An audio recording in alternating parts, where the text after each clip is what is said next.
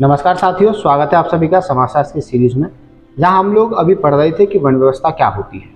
आज हम लोग ये जानेंगे कि वर्ण व्यवस्था के उद्भव के सिद्धांत कौन कौन से हैं। पहला सिद्धांत ऐसा कहा जाता है जिसको देवीय गुण का सिद्धांत कहा जाता है। इस देवीय गुण का उद्भव या फिर वर्णन हमको मिलता है श्रीमद् भगवद गीता में, जहाँ कृष्ण ने कहा है कि मानवों की प्रकृति 3 गुणों पर आधारित होती है।